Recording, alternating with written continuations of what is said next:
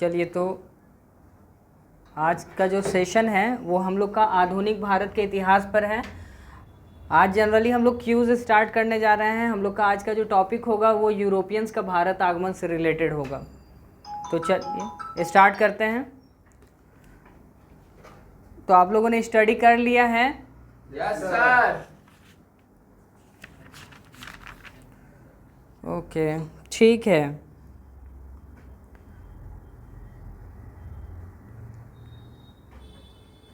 सबसे पहले आप लोग एक बात बताइए कि भारत में किन कारणों से यूरोपियंस का आगमन हुआ था जल मार्ग से? 1453 कस्तूरबा वाला लड़ाई होने के बाद स्थल मार्ग खत्म हो गया। स्थल मार्ग के अवरुद्ध होने से, है ना?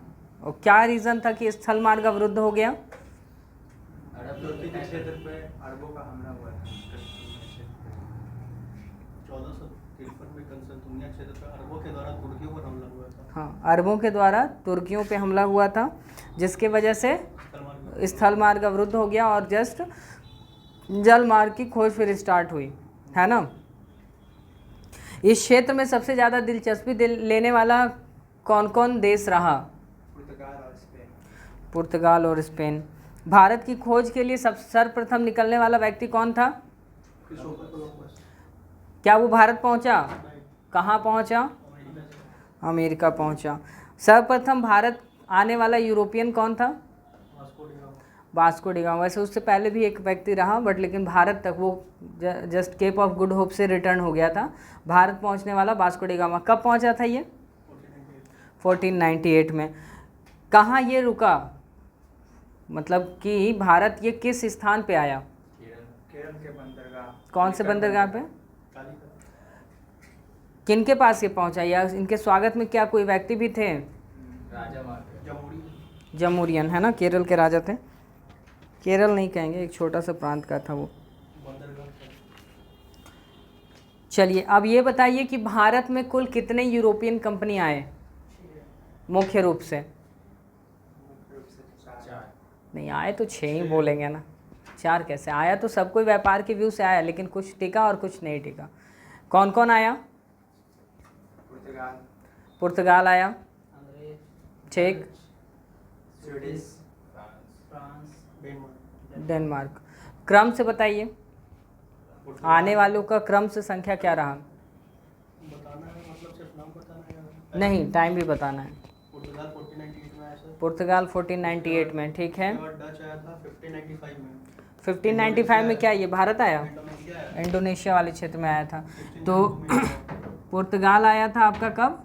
1498। ठीक है। देन फिर डच 1598, डच आ गया आपका। 1595 इंडोनेशिया क्षेत्र में आया था। इंडोनेशिया वाले क्षेत्र में। भारत कब पहुंचा था ये? 1602 में। 1602 में आया था, ठीक है। फिर अंग्रेज आया था ठीक है, अंग्रेज आया 1600 में। 1600 ईस्वी में, ठीक है। फिर डेनमार्क आया डेनमार्क कब आया? 1616 में।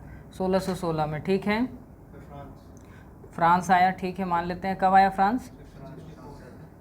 1664 में। अंतिम आने वाला कौन था? कहाँ का था? स्वीडन का ना, 1731 में। चलिए, ये तो क्लियर है आप लोग का। तो ये लोग आए किस उद्देश्य से आए थे भारत? व्यापार करने के लिए आए थे। तो व्यापार, अब उस समय क्या ये लोग कोठी बनाते थे, कारखाना, वेयर हाउस लाइक, जहाँ सामान का स्टोरेज रख सके, है ना? और वो सारा स्टोरेज कहाँ, कौन कौन जगह पे रहेगा?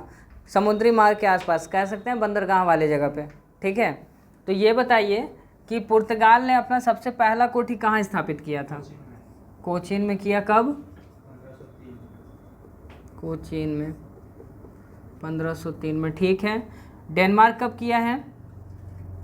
1605। बहुत अच्छा। अंग्रेज कब किया? डच 1605 में। डच में, सॉरी, डेनमार्क तो उधर है। डच ने 1605 में, ठीक है। अंग्रेज 1611। लेकिन इससे रिलेटेड कुछ फैक्ट है क्या? 1608 में पहले बनाना शुरू किया था। कहाँ कोशिश किया? 1608 में सूरत में बनाने का कोशिश किया, क्या बन पाया? नहीं, क्यों नहीं बना? वो सिर्फ फ्रांस वाला और रखा था वो। पुर्तगाल वाला। उस समय भारत का राजा कौन रहा होगा, शासक? जहांगीर, है ना। तो पुर्तगालियों से जहांगीर का अच्छा रिलेशन था, सम रीज़न इस वजह से उन्होंने इस चीज़ को मना कर दिया था। तो इन्होंने फिर पाला कोठी कहाँ स्थापित किया? मछलीपट्टम, जिसको कह रहे हैं अभी, है ना, मछलीपट्टम भी बोला जाता है, पट्टम, 1611। तो एक बात बताइए, ये वाला कोठी बना कभी कि नहीं बन पाया?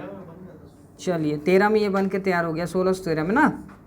चलिए, डेनमार्क स्टार्ट किया था क्या? सर लेकिन बनाया था सर यहाँ तंजौर। तंजौर कहाँ का भाग है? तमिलनाडु का। चलिए ठीक है। फ्रांस स्टार्ट किया था क्या? सूरत में। कब? 1668 में। दूसरा कहाँ बनाया? 69। चलिए ठीक है, दूसरा बना लिया था। स्वीडिश ज़्यादा दिन इंडिया में वैसा रहा नहीं, सबसे पहले हाँ चीन वाले भाग में इसका ज़्यादा व्यापार था।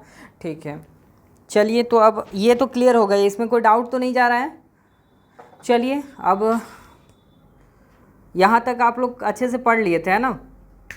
एक बात बताइए कि ये पुर्तगाली जो था वास्को डी गामा, ये किस मार्ग से भारत पहुंचा था? किस देश से होते हुए भारत पहुंचा था? अफ्रीका महाद्वीप से होते हुए ही आया। तो उस रास्ते को क्या कहा गया? Cape of Good Hope. ठीक है, केप ऑफ गुड होप कहा गया। ओके ठीक है, ठीक है बाबू।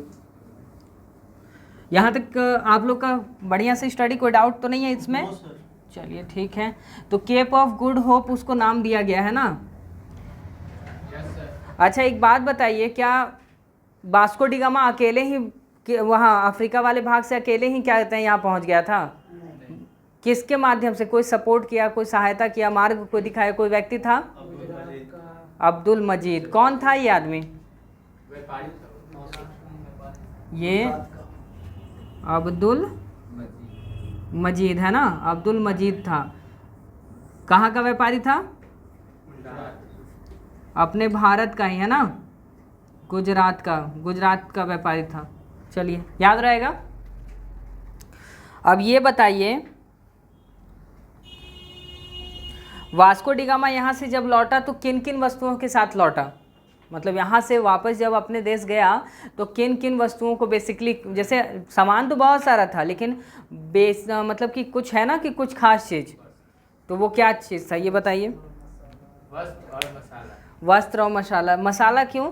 क्योंकि वो ठंडे प्रदेश से आया था, है ना, ठंडे प्रदेश से आया था। और भारत जनरली किस तरह का है? भारत में ऑलमोस्ट हर तरह का जलवायु अवेलेबल है ना, मतलब टाइम टू टाइम हर तरह का मानसून यहाँ देखने को मिल रहा है।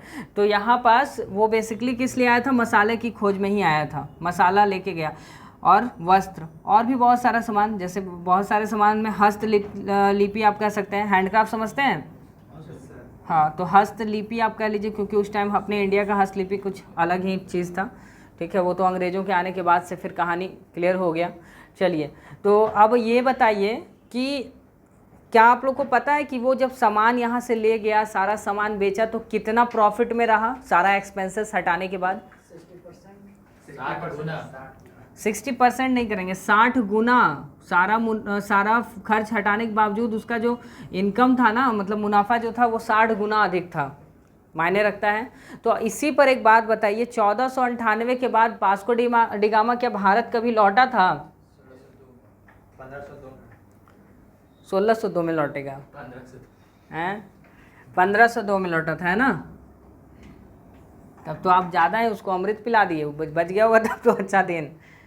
चलिए यहाँ, हाँ पूछिए। मतलब जब खोजा था, जब दो लोग निकला था भैया, तो इंडिया खोज के लिए निकला था कि लोगों को पता था कि वहाँ मसाला है? नहीं, जैसे पता तो था ही, क्यों पता नहीं होगा? व्यापार तो हो ही रहा था ना स्थल मार्ग से। स्थल मार्ग से व्यापार हो रहा था कि नहीं हो रहा था ये बताइए? तब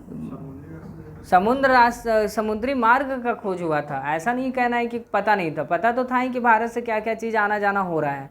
ठीक है, पॉइंट ये था कि अभी तक सब लोग स्थल मार्ग से आ रहे थे। अब जब ये कहते हैं 1453 का कस्तूनतुनिया वाला घटना घटा, अरबों का आक्रमण तुर्की पर हुआ, तब इस केस में यहाँ पास एक नया चीज़ आया कि भाई अब व्यापार, क्योंकि अर्थव्यवस्था खराब हो गया, है ना। अर्थ अब जैसे अपने अपने ही टाइम में जैसे कोरोना आ गया 2020 में, ठीक है, तो महामारी के टाइम में तो हर देश का इकोनॉमिक खराब हुआ, अर्थव्यवस्था खराब हो गया। तो अब कॉमन सा चीज़ है। तो अब अर्थव्यवस्था को स्टेबल करने के लिए, चलिए इसी पे एक नया क्वेश्चन आ गया, इसी समस्या से निजात पाने के लिए सबसे ज़्यादा इस क्षेत्र में किसने ध्यान दिया, किस राजा ने ध्यान दिया कि हाँ भौगोलिक खोज होना चाहिए, बताइए। वहाँ के राजा प्रिंस हेनरी, है ना, Prince Henry the navigator. Prince Henry, है ना, प्रिंस हेनरी थे। और इनको क्या टाइटल मिला, द नेविगेटर। द नेविगेटर बोला गया, द नेविगेटर, है ना, द नेविगेटर बोला गया। क्यों? क्योंकि इन्होंने भौगोलिक खोजों में बहुत ज़्यादा अपना रुचि दिखाया और साथ ही साथ मतलब काम भी था। बहुत बड़ी बात है कि जैसे वैसे परिस्थिति में क्या कहते हैं वो इस चीज़ में ध्यान देना, नहीं तो अर्थव्यवस्था तो ज्यों का त्यों था, है ना। तो इस चीज़ को ध्यान रखेंगे। चलिए आगे का आप लोग से क्वेश्चन को करते हैं। ये बताइए कि अब तो ये वास्को डी गामा का क्लियर हो गया भाई, ये बताइए कि क्या वास्को डी गामा के अलावा 1500 ईस्वी में कोई और व्यक्ति भारत आया था? 1500 में ईस्वी में आया बोलिए क्या नाम था उसका? पेड्रो द नहीं होगा, पेड्रो अल्बरेज सीधा बोलेंगे, है ना, पेड्रो अल्बरेज।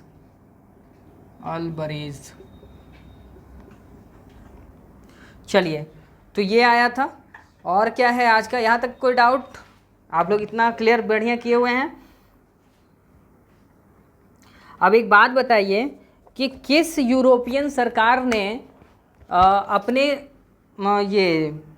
अपने कंपनी को बढ़ावा देने के लिए भारत में सबसे पहले वायसराय भेजा? पुर्तगाल ही थे। चलिए ठीक है, तो अब ये बताइए कि उन्हीं पुर्तगाल में पहला पुर्तगाल कौन सा था, पहला वायसराय कौन था, है ना। पुर्तगाल से आने वाला पहला वायसराय कौन था?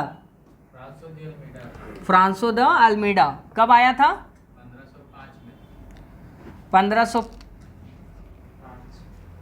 1505 में आया, ठीक है। तो एक बात हमको बताइए यहाँ पास कि वो 1505 में जब आया तो जस्ट उसकी क्या कोई पॉलिसीज़ थी? काम तो वैसे बहुत सारा था, लेकिन एक बहुत बड़ा पॉलिसी लेके आया था। कौन सा पॉलिसी था? है ना, नीला जल जिसको बोलते हैं, है ना, ब्लू वाटर पॉलिसी। ये पॉलिसी समझा सकते हैं आप लोग? बोलिए। ब्लू वाटर पॉलिसी हिंद महासागर के पास लगाया गया था व्यापार के लिए और व्यापार क्षेत्र पर कब्जा करने के लिए अपना, जैसे उसका एक सपना था सर कि मतलब जो भी मतलब समुद्री जो हिंद महासागर का पूरा जहाजी बेड़ा सिर्फ पुर्तगाल में। हाँ, हिंद महासागर पर ही लगाया गया था, खास हिंद महासागर के लिए ही ये किया गया था। उसका जस्ट एक मतलब हाँ सपना ही कह लीजिए या कह लीजिए महत्वाकांक्षी था। उसका कहना था कि क्या ये हिंद महासागर पर केवल और केवल किसका जहाजी बेड़ा नज़र आए? पुर्तगालियों का है। और अगर कोई अदर कंट्री वाला आए भी तो उससे वो टैक्स वसूली वाला काम, मतलब इसके अंडर में काम करे, है ना। ये ब्लू वाटर पॉलिसी यही था। इसका टाइम पीरियड क्या था भारत में? 1505 से 1509। चलिए ठीक है।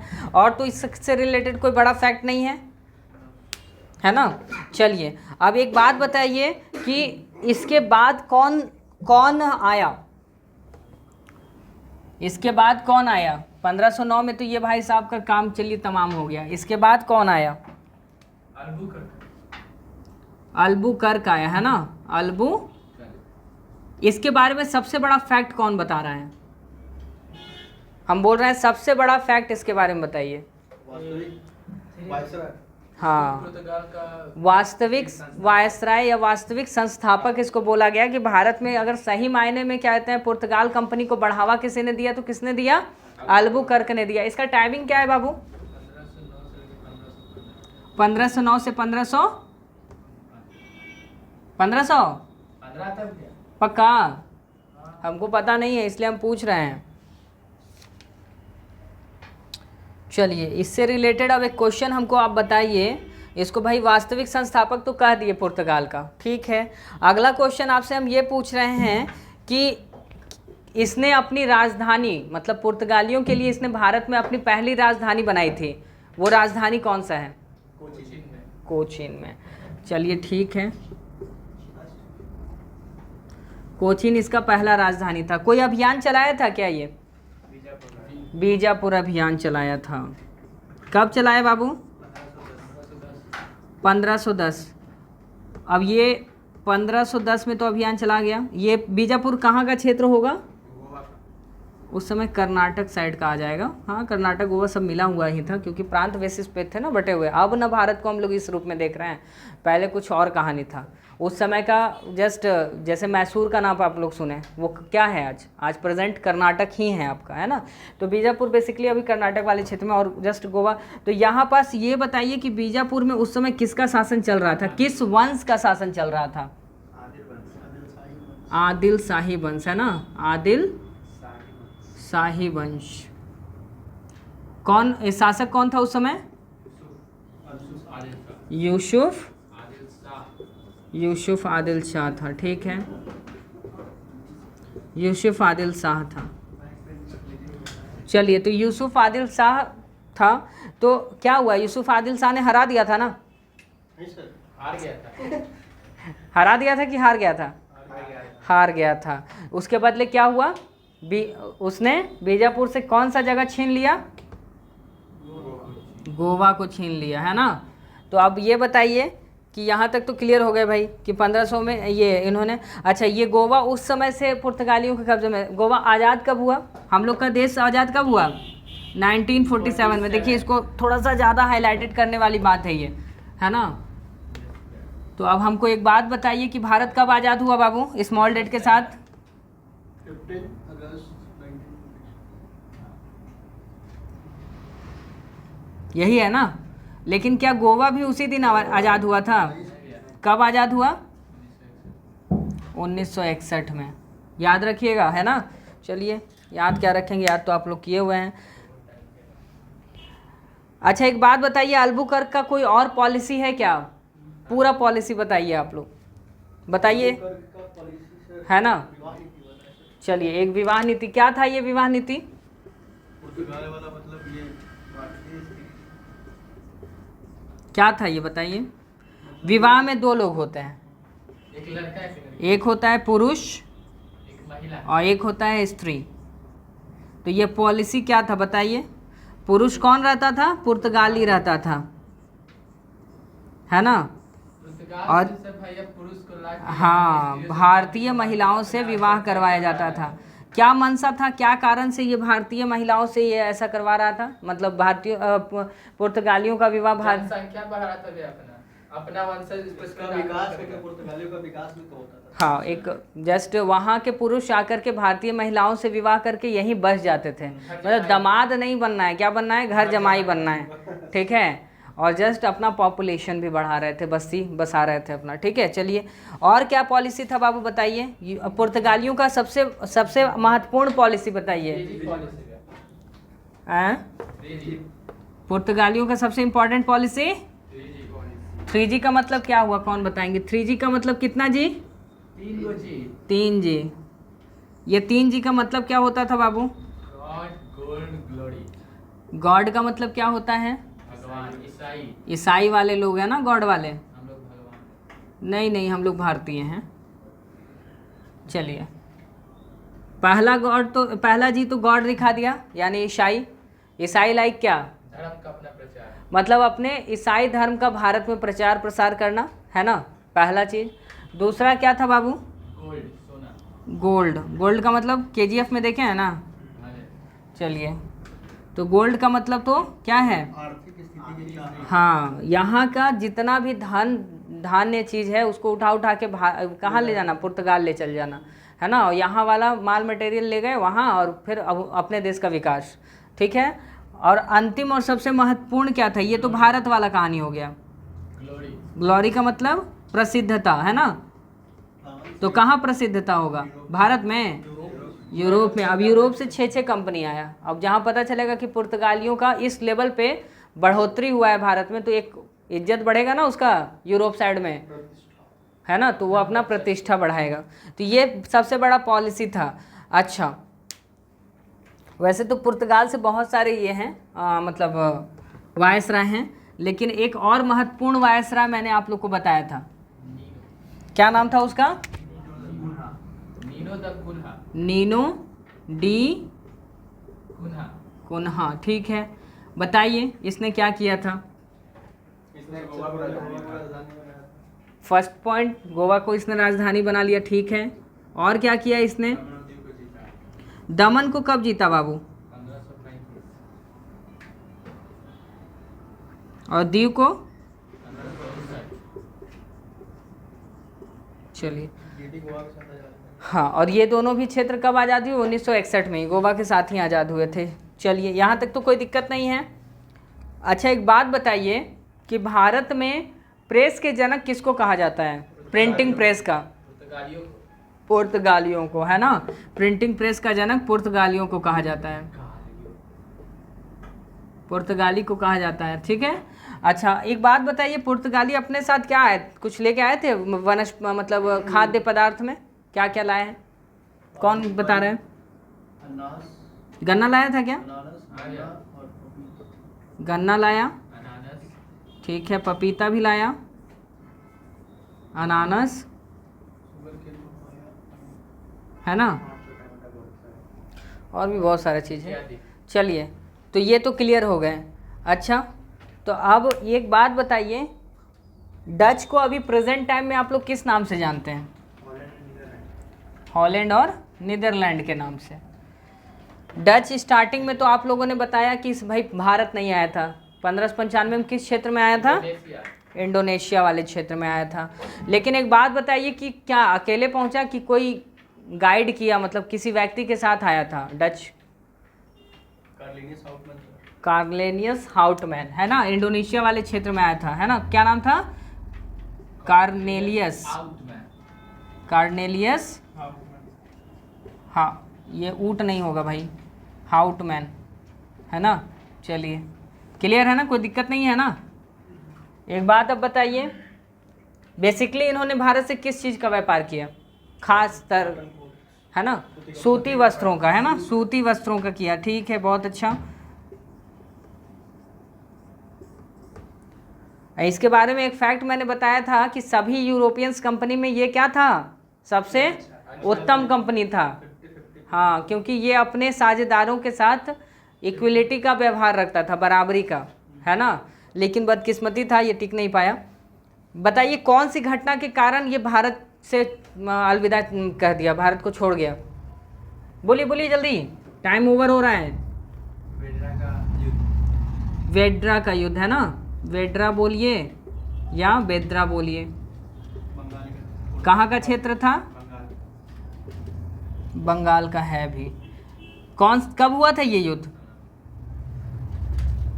क्या सर? ये 1759। 1759 किसके साथ हुआ? अंग्रेजों के साथ हुआ, ठीक है। तो मतलब इसका टाइम पीरियड क्या रह गया बाबू? 1595 अगर लेके चलिए तो भी ठीक, नहीं तो 1602 से बेसिकली ये भारत में 1759 लास्ट हो गया। वेड्रा के युद्ध में अंग्रेजों से हारा और अंग्रेज फिर यहाँ से अपना सब छोड़ छाड़ के निकल लिया। क्लियर हैं? चलिए, अब बात करते हैं अंग्रेजों की, है ना। हाँ, सभी भारतीयों के प्रिय थे, ठीक है। आए थे कंपनी बन के, लेकिन गए कैसे? राजा बन के। राज करके गए, है ना, हर तरह का टॉर्चर दे के गए थे, है ना। चलिए, तो एक बात बताइए कि जैसे भारत तो किस तरह का देश है? लोकतांत्रिक देश है। ब्रिटेन किस तरह का देश था? क्रांति। वैसे उस समय भारत भी अपना क्या कहते हैं, राजा। है ना, वो इसी तरह का था, ठीक है। तो किस महारानी के ने फरमान दिया था पहले ब्रिटिशर्स को भारत आकर के व्यापार करने का? बताइए। एलिजाबेथ एलिजाबेथ कौन? फर्स्ट। Elizabeth first. डेट कौन बता रहा है? डेट कौन बता रहा है? वो कौन सा डेट था? 31 दिसंबर 31 दिसंबर 1600 का वो दिन था बाबू। क्लियर हैं? तो एलिजाबेथ था जी, आप लोग ध्यान नहीं दिए, बताइए, हम कुछ और लिख दिए थे।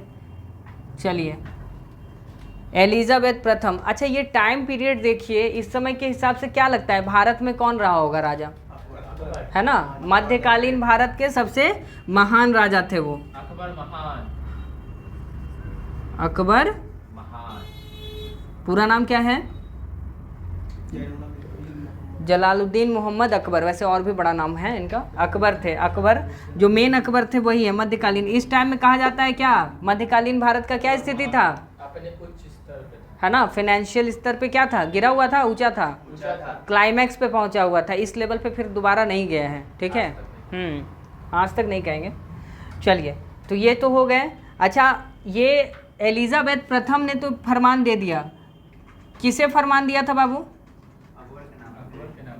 अकबर के नाम से फरमान दिया था। पॉइंट तो है यहाँ पास, लेकिन एक बात हमको बताइए कि तो जो ईस्ट इंडिया कंपनी आई थी ना, एक्चुअली ये ईस्ट इंडिया कंपनी का कहानी बहुत लंबा है। स्टार्टिंग में ईस्ट इंडिया कंपनी नहीं नाम था, ठीक है। कुछ मेंबर थे सर, 200 कितने मेंबर थे? 270 हाँ, 217 217 कंपनी से बन करके ईस्ट इंडिया कंपनी तैयार हुआ था। लेकिन इस एक्चुअली स्टार्टिंग में ईस्ट इंडिया कंपनी नहीं था। तो ये टॉपिक पे मैंने अभी बात नहीं किया है आप लोगों से, तो अभी क्वेश्चन नहीं कर रहा हूँ मैं, ठीक है। फिलहाल मेरे को आप बताइएगा कि ये 217 कंपनी मिल करके भारत में क्या आया था, व्यापार करने आया था। चलिए ठीक है। बेसिकली 1833 के एक्ट से हम लोग बोलते हैं कि ईस्ट इंडिया कंपनी का नाम लाइक रखा गया, लेकिन इससे पहले इसके नाम पर बात करेंगे। काफ़ी लंबा चौड़ा नाम था, ठीक है। वैसे नाम जनरली एक ठो नाम इसका आता है the adventurous company of east Indies, लेकिन इससे भी बड़ा नाम जाएगा, ठीक है। एक छोटा नाम है, और इसमें सबसे पहले जो स्टार्टअप किया है उस कंपनी का नाम के बारे में भी हम लोग अगले क्लास में डिस्कस करेंगे। चलिए, तो अभी फ़िलहाल अगला क्यूज़ का क्वेश्चन लेते हैं।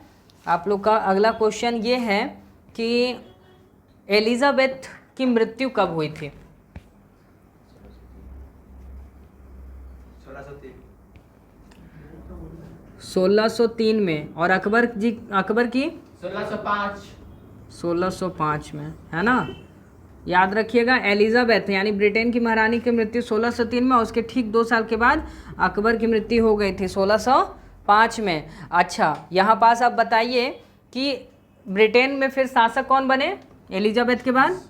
James first. जेम्स। और इधर इंडिया में, भारत में? जहांगीर। जहांगीर। चलिए, क्लियर हैं?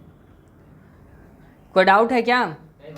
चलिए, अब बाबू बताइए आप लोग कि अकबर के नाम से फरमान भेजा गया था। जेम्स प्रथम ने फरमान भेजा था, बिकॉज उनको जानकारी में नहीं था, ठीक है। तो वो अकबर के नाम से फरमान भेजा था, लेकिन उस समय तो खैर जहांगीर थे। तो वो कौन दूत थे? दूत का नाम क्या था? कैप्टन हॉकिंस थे, ठीक है, बहुत अच्छा। कब भेजा गया था बाबू?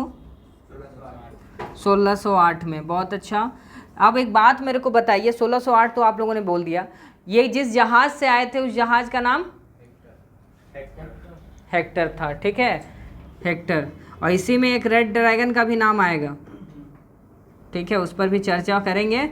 अभी फ़िलहाल याद रखिएगा कि ये जिस जहाज़ से आए थे उस जहाज़ का नाम क्या था? हेक्टर था। चलिए ठीक है। अच्छा, सारा क्वेश्चन ठीक है। अच्छा, सर टॉमस रो कब भारत में दूत बन करके आए? 1615 में,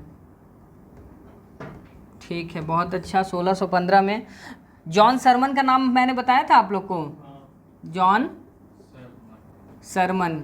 ये छोटा मोटा आदमी नहीं है ना, ये वो आदमी है जो ईस्ट इंडिया कंपनी को, या कहें तो ब्रिटिश व्यापारिक कंपनी को हक दिलाने का बहुत बड़ा काम किया था। वो क्या काम था बताइए ज़रा? 3 फरमान था तो उसमें सबसे पहले ये बताइए कि ये फरमान लागू करता कौन था, फारूक सही है ना? कब किया था?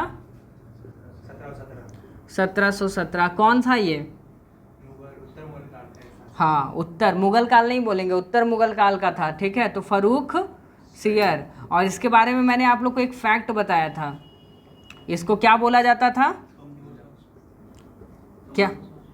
घृणित कायर। लेकिन इसके बारे में सबसे बड़ा फैक्ट क्या था? ये पूरे मुगल वंश में सबसे सुंदर, कमज़ोर तो था ही, सबसे सुंदर बादशाह था, मतलब कि पूरा मुगल वंश और उत्तर मुगल वंश दोनों मिला करके सबसे सुंदर बादशाह यही था, है ना। चलिए ये तो क्लियर है। तो ये जो फरमान जारी हुआ था, इस फरमान में किन किन मुख्य बिंदु, मतलब फरमान में तो बहुत सारा पॉइंट था, लेकिन मुख्य बिंदु क्या क्या थे ये बताइए। बंगाल 3000 मुक्त व्यापार वार्षिक बताइए, सबसे पहला पॉइंट दीजिए। वार्षिक व्यापार करने के लिए बंगाल को कितना कर मुक्त कर दिया था ना, कितने पे? 3000, है ना। और क्या था? सूरत को 10,000, बहुत अच्छा। सूरत को 10,000, 10,000, क्या वार्षिक ना कि मंथली? वार्षिक वार्षिक। और वो पॉइंट बताइए जिसके चलते इस फरमान को मैग्ना कार्टा कह दिया गया, अधिकार पत्र। पूरे भारत में यूरोपीय का सिक्का चला है। पूरे भारत में ब्रिटिशर्स का क्या था, पौंड था ना, वो पूरे भारत में लागू कर दिया। मतलब इंडियन करेंसी की तरह ही उनका भी करेंसी मार्केट में रन करेगा। तो ये तो गलत चीज़ हो गया ना, ये सबसे बड़ा फॉल्ट था एक तरह का। तो यही सबसे बड़ा गलती था, और ये फारूक सियर के थ्रू दिया गया था, लेकिन ऐसे बेचारा वो नहीं दिया था। अब बेचारा हम क्यों कर रहे हैं वो हम आप डिस्कस करेंगे जब मध्यकालीन भारत वाला टॉपिक, तब बताएंगे। इसको एक रोग जनरली हुआ था, और वो रोग का उपचार जो है ना, ब्रिटिश से आए 2 डॉक्टर हैमिल्टन और एक और थे, उन्होंने किया था। ये खुशी खुशी में पूरा खुशी हो गए, ठीक है। अच्छा एक बात बताइए, पता है कि एक टाइम पे बंगाल को दहेज में दिया गया था? सॉरी बंगाल नहीं, बम्बई बम्बई को दहेज में दिया गया था। हाँ भैया, सोच लीजिए भाई, है ना। तो वो टाइम क्या था बाबू, बताइए जरा। 1661 भैया, 1661। किस घटना में इसको दहेज में, किसको? शादी हुआ था भैया 1661 में, ठीक है। पुर्तगाल के चार्ल्स द्वितीय, हम्म, नहीं, पुर्तगाल की कैथरीन सर, हाँ, पुर्तगाल की कैथरीन ब्रेगेंजा जो राजकुमारी थी, उसका विवाह किससे हुआ था? ब्रिटिशर्स के चार्ल्स द्वितीय से, है ना। ये राजकुमार थे और ये कैथरीन थी, है ना, कैथरीन। तो उस समय जो है ना भारत में बंगाल वाला, ये बम्बई वाला जो क्षेत्र था पुर्तगालियों का था। तो इन्होंने दहेज में किनको दे दिया? ब्रिटिशर्स को दे दिया। अब ये बताइए कि क्या हुआ, ब्रिटिशर्स ने फिर इसका क्या किया बम्बई का? फिर दे दिए 10 पाउंड पे, किसको दे दिए? व्यापार करने के लिए east India company, east India company को दे दिया। कब दे दिया? 1668 में। कितना रुपया में? 10 पाउंड, क्या 10 पाउंड पे 10 पाउंड वार्षिक, या ऐसे बोलेंगे। क्लियर है, यहाँ तक कोई डाउट है? चलिए। अच्छा आप लोग को पता है एक टाइम ऐसा आया था जिस समय हम लोग के हाथ में था कि हम लोग ईस्ट इंडिया कंपनी को बोलें कि बाय बाय टाटा। औरंगजेब के टाइम में। कब का ये टाइम क्या था औरंगजेब का? 1688, है ना। 1688 में किससे हुआ था? औरंगजेब का लड़ाई एक बच्चे से हुआ था। बच्चे का नाम क्या था? Sir John child. अब सही में बच्चा नहीं समझिएगा, अंग्रेजी सेनापति था, नाम से बच्चा था, लेकिन काम भी बच्चा नियन कर दिया। हार गया था, किससे हार गया था? औरंगजेब से। और औरंगजेब इस हद तक इससे नाराज़ हो गया ना कि इसको फिर निष्कासित ही कर दिया था भारत से। लेकिन फिर कंपनी वाले थोड़ा सा अपना बुद्धि वगैरह लगा करके जो संधि हुआ था मुगलों से वो बचा लेते हैं, लेकिन जॉन चाइल्ड को भारत नहीं चढ़ने दिया। बोला बुआ जाओ तुम बाहर रहो, है ना, याद रखिएगा। तो एक बात हमको बताइए कि कोई भी व्यापारिक कंपनी, अब ये तो प्रशासनिक होते जा रहा था धीरे धीरे क्योंकि एरिया पे कब्जा होते जा रहा था, तो इसने अपना कुछ प्रेसिडेंसी यानी कि मुख्यालय बना रखा था, है ना। तो कौन बता रहा है कहाँ कहाँ इसका मुख्यालय था ब्रिटिशर्स का?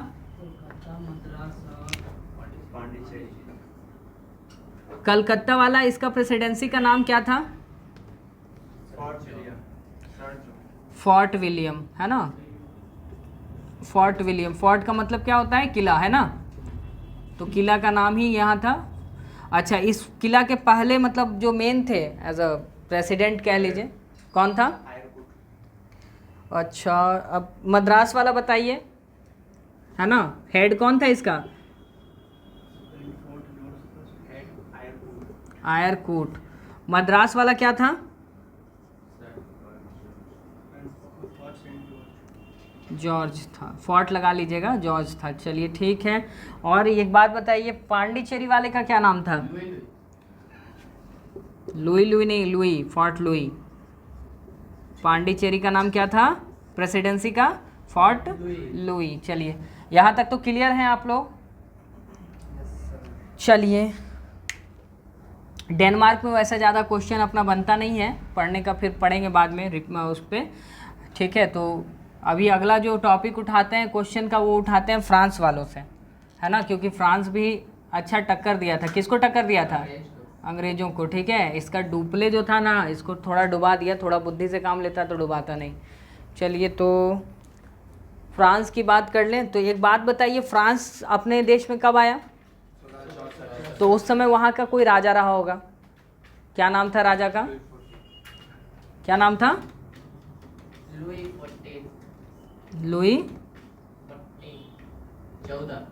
लुई 14 था ना। चलिए, बाकी इसमें तो आप लोगों ने बता ही दिया था भाई कंपनी कब कब हुआ।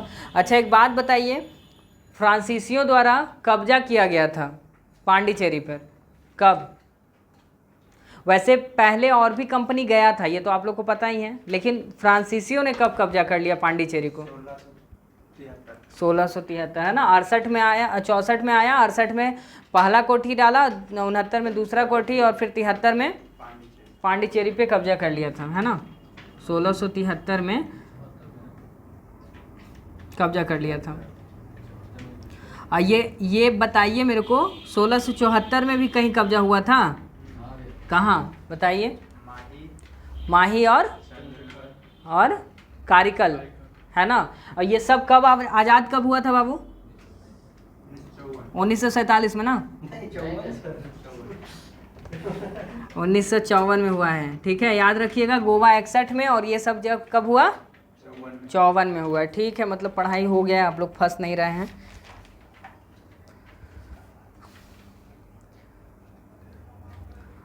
चलिए, अगला जो कल का क्यूज जो रहेगा ना, वो कर्नाटक युद्ध पे रहेगा, है ना।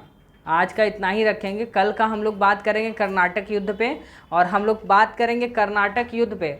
बात हो चुका है, क्वेश्चन आंसर रहेगा कल के कर्नाटक। कल खाली छोटा सा टॉपिक रहेगा, कर्नाटक का 3 युद्ध हुआ था, किसके किसके बीच में हुआ था, है ना, फ्रांस और अंग्रेजों में हुआ था। अब वो कल उस पर बारीकी से हम लोग बात करेंगे, बात नहीं क्वेश्चन करेंगे, ठीक है। आज का टॉपिक इतना ही।